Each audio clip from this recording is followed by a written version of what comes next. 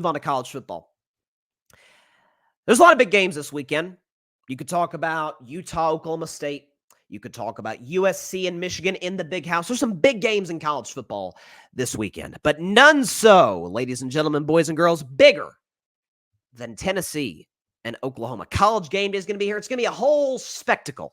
So, feels like a good time on a Friday, a little after 6:30 p.m. Eastern Standard Time, to get into the Vol View. So, the Vol View begins. A special edition, a big game for Tennessee. Vol View begins right now.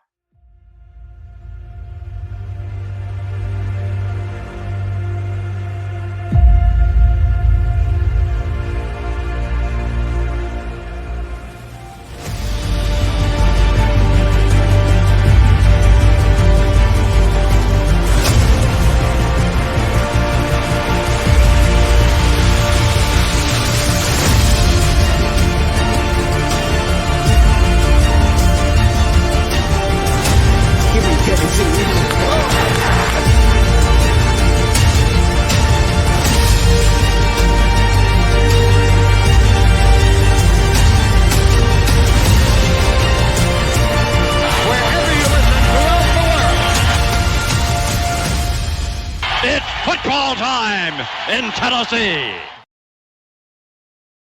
Indeed it is. It is football time in Tennessee, and the biggest game of this young Tennessee season kicks off tomorrow night in Norman, Oklahoma, with the 6th-ranked Tennessee Volunteers, the highest ranked since obviously in 2022, and Tennessee at one point was the #1 team in America. They take on the 15th-ranked Oklahoma Sooners. Tennessee on the road is a 7-point favorite. So this has been a fantastic week for Tennessee football. So you go back to last week against Kent State, and I said here in the Vol View a week ago at this time is Tennessee's favor by almost 50, as hard as that is to believe, against Kent State at home. Kent State's winless. Tennessee's one of the 10 best teams in America. The only thing that I could learn from my Tennessee Volunteers in that spot, and it was a minor thing because it's a team you have a very significant talent advantage over, but big game in Oklahoma next week. SEC, season opener. Josh Heupel coming home. Is there a sense of look ahead? Is there a spot where the Tennessee Vols maybe have a rough first quarter? It's kind of close, and then they blow the doors off them from there. How about against Kent State, folks? Here's what happens the first drives for the Tennessee Volunteers. Force 3 and out. Touchdown. 3 plays for Kent State. Tennessee forces a safety. Then they score another touchdown. 3 and out for Kent State. Touchdown, Tennessee. 3 and out for Kent State. Touchdown. Tennessee then all inside kicks. Touchdown. 3 and out. Touchdown for Tennessee. Force a punt. Touchdown, Tennessee. Force another punt. Touchdown, Tennessee. They force another punt. And then another touchdown for Tennessee. To the point, folks, in the first half alone, the Tennessee Volunteers have a lead of 65-0. For context, I had Tennessee scoring 59 for the game. Now, they called out the dogs in the second half, played a lot of the 3rd and 4th string guys. Listen, 100 was very much on the board. Josh Heupel, he's been a guy who's run the score up in his time in college football. He's not going to go crazy or anything like that. So they call the dogs off the second half. Tennessee ends up winning the game 71-0. And again, something that is really important for Tennessee and really important for folks to recognize is the fact that the Vols have the #1 scoring offense in college football. Well, that's not that surprising given what they did 2 years ago with a healthy offense, given how great Nico that's 4 straight weeks in a row. Iamaleava, I will get it. Iamaleava, who's the best quarterback in college football. I'm here to tell you that today, ladies and gentlemen, boys and girls, along with Miller Moss and some other guys. Josh Heupel, brilliant head coach offensively, and we know that some of the receiving talent that Tennessee has. That's not surprising that they're the #1 scoring offense in the country. Here's what is surprising. Tennessee has the #3 scoring defense in the country. The Tennessee Vols, folks, in 3 games this season, have given up a grand total of 13 points. So thus far, teams against Tennessee are scoring on average a little more than 4 points a game. Meanwhile, Tennessee in their games has scored 69, 51, 71. That 51, by the way, was scored against NC State, who at the time was a ranked team at the ACC. So Oklahoma, what do we know about them? Well, We know they're coached by Brent Venables. They have a 3-0 record. Venables obviously was a defensive coordinator at Clemson, won some national championships with Dabo Swinney, Deshaun Watson, Trevor Lawrence. We know what Clemson did in that run they had there. He's been at Oklahoma for a few years now. The Sooners won 51-3 over Temple, only 16-12 over, at times, a frisky Houston team, and then took care of Tulane at home last week, 34-19. This is a big test for Oklahoma. Again, this is not the offensive juggernaut Sooners that we came to know and love under Lincoln Riley, but it also is not the dreadful defenses that we came to hate under Lincoln Riley, or really under Alex Grinch, if we're going to be honest, but that's beside the point. Here's the thing. Listen, Oklahoma's got NFL guys. We understand what they have, particularly on the offensive side of the ball. They've got Jackson Arnold at quarterback, talented young kid. The fact of the matter is this: Tennessee has a gigantic advantage at the quarterback position with Nico Iamaleava. That was better.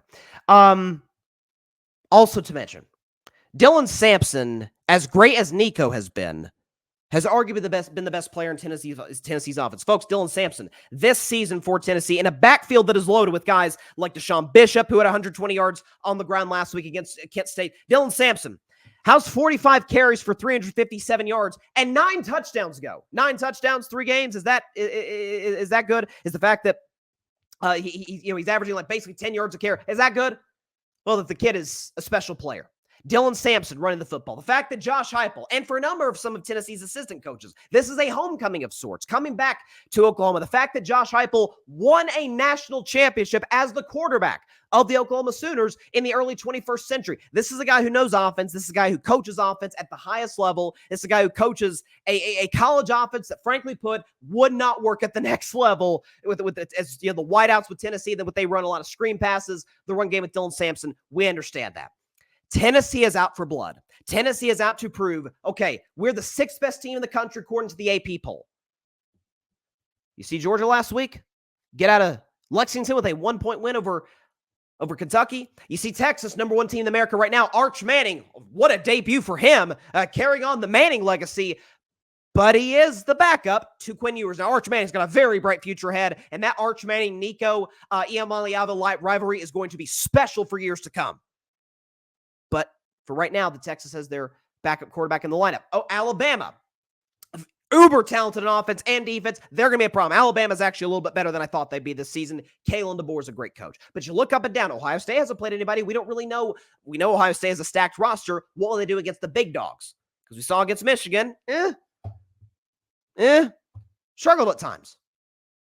Tennessee's out to prove they are one of the 4 best teams in college football. While that doesn't hold quite the same weight that it did a year ago, where it was only 4 playoff teams, now it's 12. If you're in the top 4, ladies and gentlemen, boys and girls, you get an automatic bye to the second round of the college football playoff. And call me crazy, that seems big.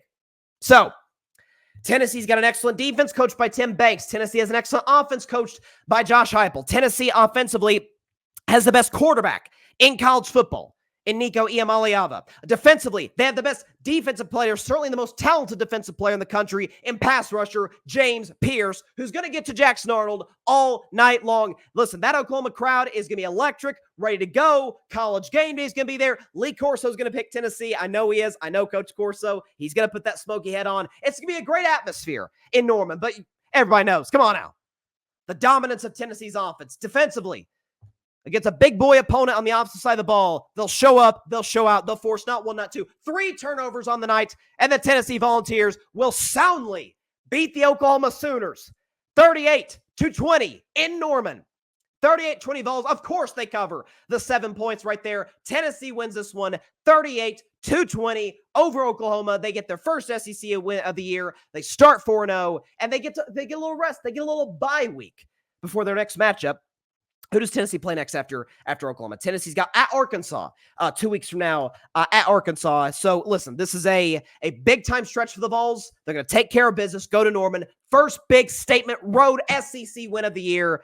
And Josh Heupel gets the homecoming that he absolutely deserves, and as a W at his alma mater, Oklahoma. So Tennessee, put that score up again one more time. I just need to see that one more time. I need to visualize it. Tennessee 38, Oklahoma 20, and that is it for this week's edition of the Vol View. Thanks so much for watching the show on YouTube, and be sure to go click that big red subscribe button and check out the other clips and full shows from Carving It Up Live, as well as our other incredible content creators here on the Grid Network.